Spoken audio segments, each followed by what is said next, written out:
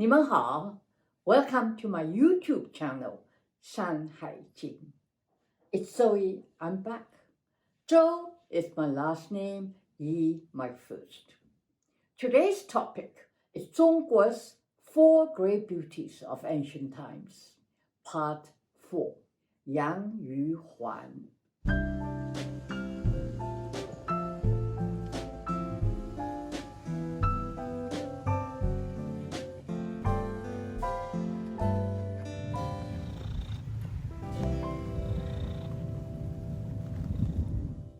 Today we will talk about the 4th beauty in the painting, titled Xiuhua, Blushing Flower. The scene in the painting illustrates Yang Yuhuan Guanhua, Yang Yuhuan admiring the flower. In comparison, the flowers was shamed by her irresistible attraction. Yang Yuhuan was the only one among the 4 beauties who rose to the highest status of chief consort to the emperor. She was spoiled and enjoyed the extravagant palace life, perhaps even more than Marie Antoinette could ever dream of. The tale of Yang Yuhuan took place during Emperor Xuanzong's reign in the 8th century, where the Tang dynasty had reached its zenith. It was one of the most glorious periods in Zhongguo history. Following the demise of the Han Empire, there were 3.5 centuries of division and chaos. This dark period ended with the reunification of the Sui dynasty in 581 and brought the Northern and the Southern dynasty era to a close. But the Sui dynasty did not last long. It was toppled by the subsequent Tang dynasty in 618. The Tang dynasty emulated the Sui dynasty in its establishment of a centralized bureaucratic government. In addition, it expanded its frontier farther westward than ever before. It was a golden age for the arts. Poetry was the greatest glory of the period, also painting, sculpture, and music. The palace was open to foreign ideas as Arab and Persian seamen roved ports, and foreign music and dance found their way into the palace from Central Asia. The musicians played bells, stone chimes, flutes, zithers, and drums. Li Longji became the 7th emperor of the Tang dynasty, and he was known as Emperor Xuanzong. Now, the name Xuanzong is a miaohao, a temple name, which was designated by the temple for the emperor when he took the throne. Emperor Xuanzong achieved great prosperity and power during his 21 years reign. He was born and grew up while the ruling power was in the hands of the mighty Empress Wu, who usurped the throne and ruled under her own name as the Zhou dynasty for 15 years. In the course of the complicated succession struggles that followed her death in 705, Li Longji took a key role in the coup to restore his father, Ruizong, to the throne in 710. Who then appointed him as the heir apparent. 2 years later, the ineffectual Ruizong abdicated in favor of his son and retired into seclusion. As Emperor Xuanzong, Li Longji carried out a sweeping reform of the bureaucratic system by restricting the open purchase of office posts. He restored the Grand Canal, which had fallen into decay, upon which the capital Chang'an relied for transportation and trade. He effectively registered the population, thus sharply increasing the number of taxpayers and revenue, and the finances of the state soon recovered, allowing the state to later maintain permanent military posts with some 600,000 men. It was also able to wage successful campaigns against the threats by Tibetans and the Khitans, the Turks. Perhaps most importantly, Emperor Xuanzong maintained the balance of power between the factions of court ministers, members of the imperial clans, and the family members of the imperial consorts. He was also a great patron of the arts and patronized poets, painters, writers, and especially musicians. He himself was skilled in the playing of multiple instruments like the pipa, flute, and the deerskin drum. He founded imperial music academies to train court musicians and dancers, and borrowed foreign musical instruments to absorb the music into his compositions.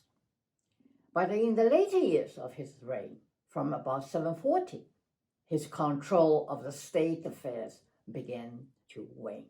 He lost his administrative prowess, and the balance of political power between the factions gradually deteriorated. Meanwhile, the vast number of regional commanders along the northern border had grown immensely powerful and had begun to intervene in court politics.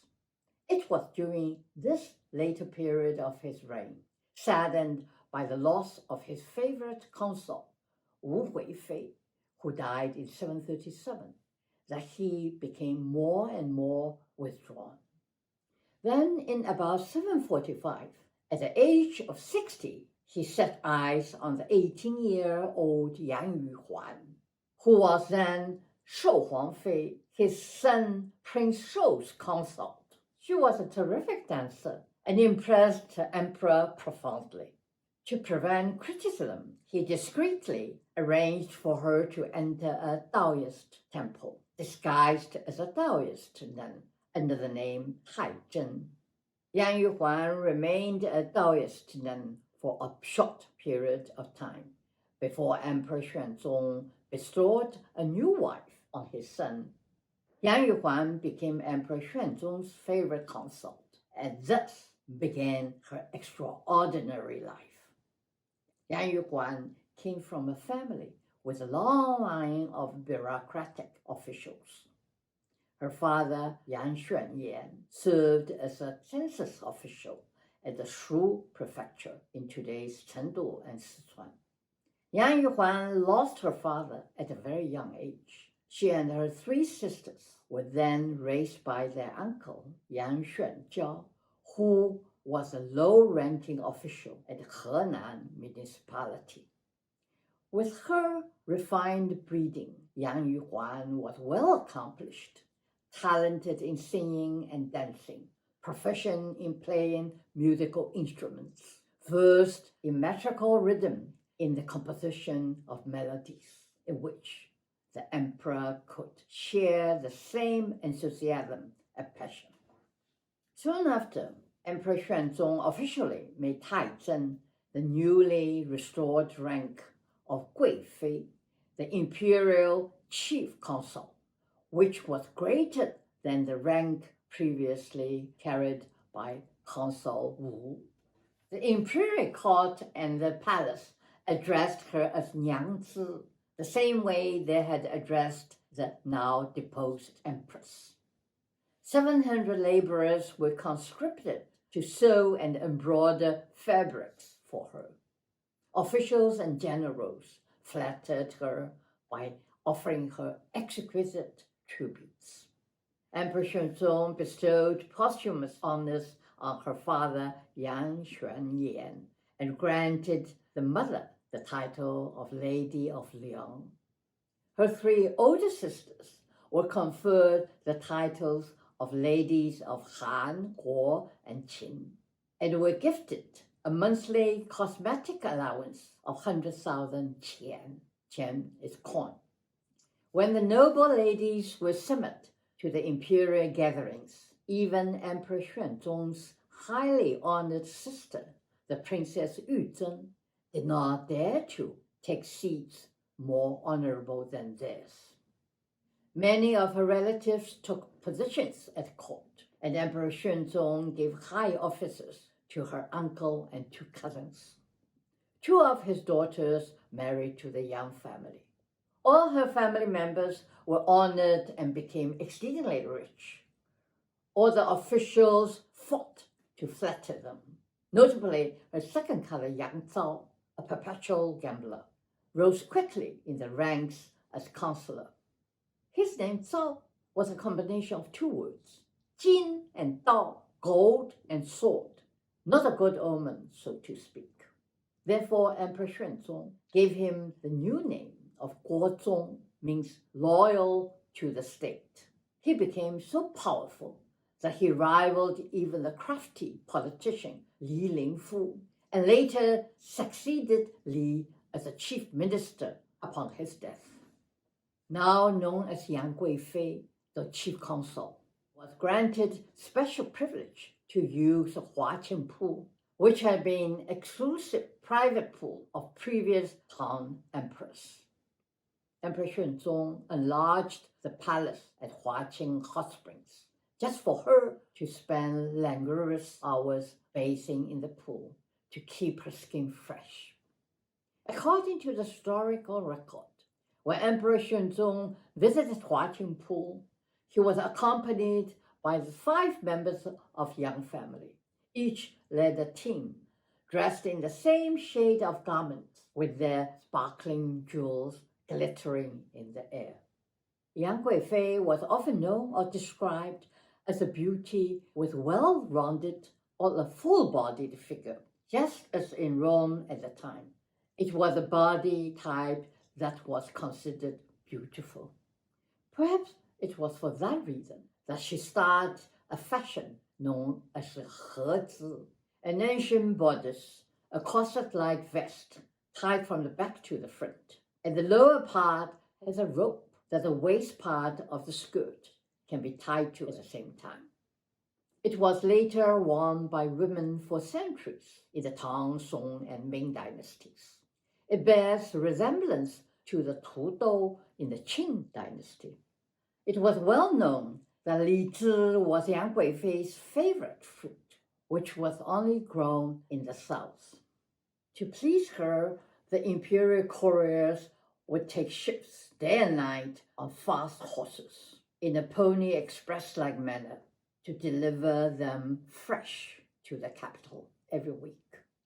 But many believed that it was not possible to be delivered from the modern Guangdong. They must have been delivered from modern Sichuan. Another profound love she and the empress shared was for a beautiful white parrot named Xue Yinyu, Lady Snowy, addressed by the palace staff as Xue Yinyang, Madame Snowy. It was taught to recite poetry.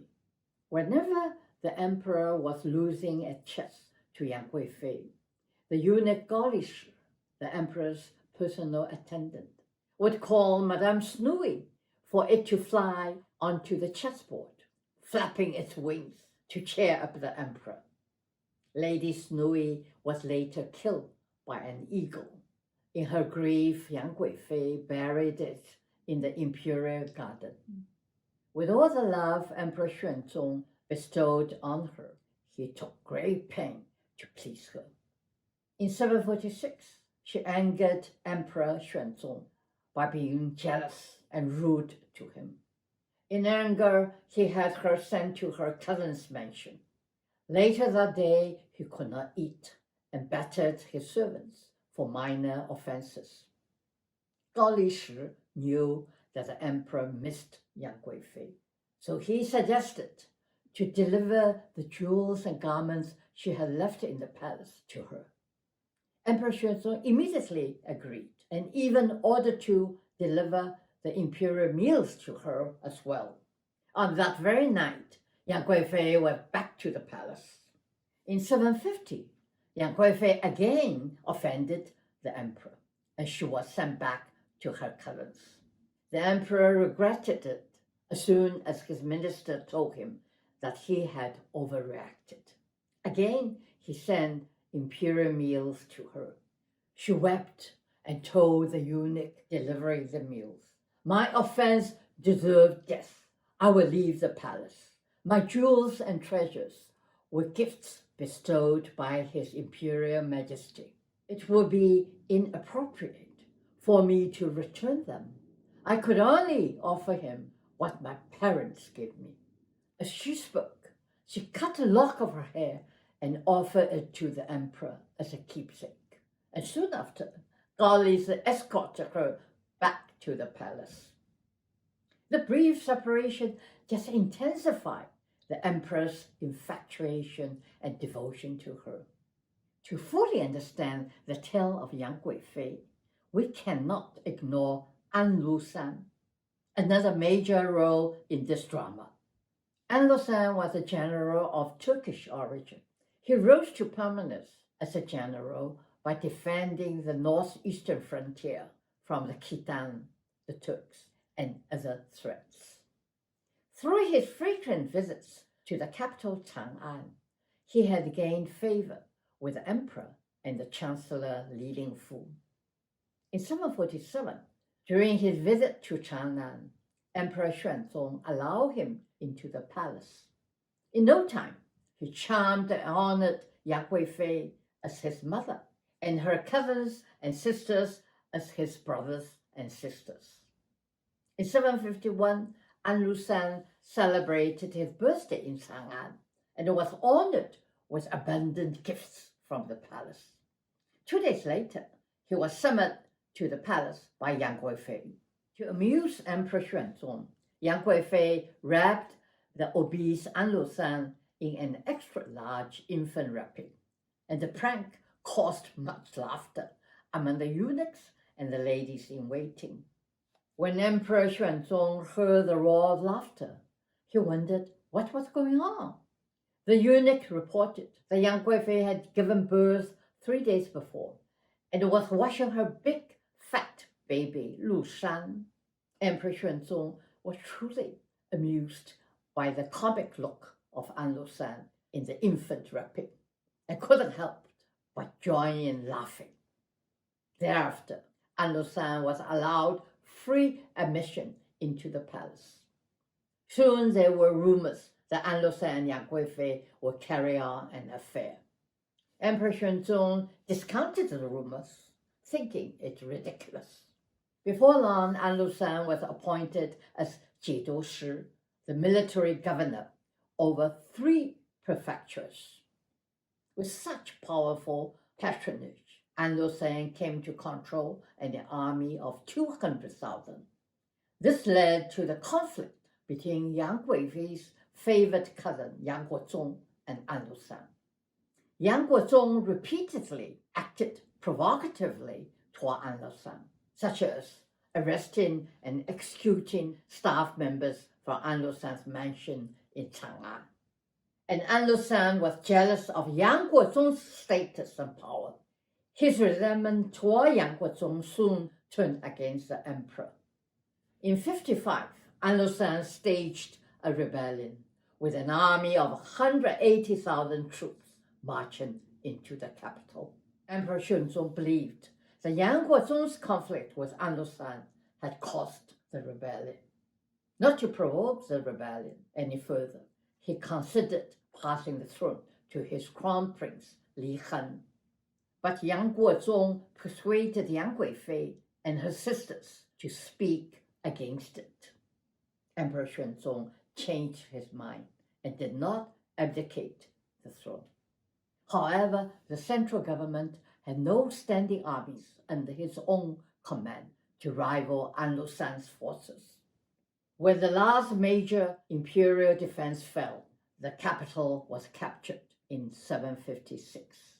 Facing the desperate situation, Emperor Xuanzong, along with Yang Guifei, her family, and his immediate clan members and ministers, secretly fled Chang'an to head towards Chengdu on July the 4th. When stopping to change horses at Maiweiyi, the soldiers mutinied. The imperial guards complained that they had not been fed. They became enraged with the members of the Yang family, who they blamed for the rebellion, and declared that Yang Guozong was planning treason. They killed him and his wife and son, along with Yang Guifei's sisters and their sons. Then the soldiers surrounded Emperor Xuanzong's pavilion, demanded the death of Yang Guifei. They refused to leave, even after the emperor came out to comfort them and ordered them to disperse. Emperor Xuanzong consulted with the Imperial Guard's generals for advice. They urged him to put Yang Guifei to death. The emperor refused. But after realizing there was no alternative, reluctantly he agreed. He ordered his attendant, Li Shi, to take Yang Guifei to a Buddhist temple and allow her a forced suicide, a more dignified death than execution. Yang Guifei died by strangulation in the courtyard of a small Buddhist temple on the slope of Mawei. After her body was shown to the Imperial Guard's generals, the soldiers dispersed and prepared to return to the palace. Yang Guifei was buried at Mawei without a coffin, but wrapped in purple blankets doused with fragrance. Chang'an was eventually recaptured. On his return to the capital, Emperor Xuanzong was told that Prince Li Chang had taken the throne as Emperor Zhongguo and was ready to welcome the ex-emperor back to the capital as Taishan Huang, the title of a retired emperor. Passing through Mawei on his way back, he wanted to locate Yang Guifei's body and bury her with honor. But the officials spoke against it, pointing out that the Imperial Guards might mutiny if he did so. Emperor Xuanzong then secretly sent eunuchs to rebury her with a coffin.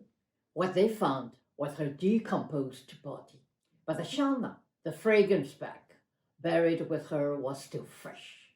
When the eunuchs presented the fragrance bag to the emperor on their return from the burial, the emperor wept profusely. Back in the palace, he commissioned a painting of Yang Guifei and often sat before it to mourn her. The Anlusan rebellion dragged on for several years, but was eventually crushed. The Tang dynasty survived, but a steady decline set in and was never to regain its former glory. The emperor never recovered from the loss of his beloved Yang Guifei and died a broken man a few years later.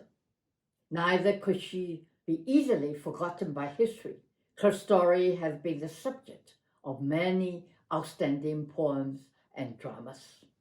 The most notable were the Tan Heng Ge, Songs of Everlasting Sorrow, a narrative poem written by the renowned poet Bai Juyi of the Tang dynasty, and the stage play Chan Sen Dian, the Palace of Eternal Youth, by Hong Sen, the notable playwright of the Qin dynasty.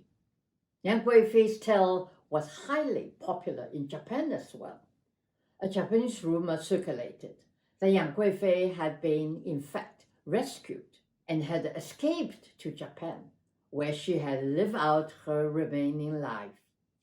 In Japanese, she is known as Yukini.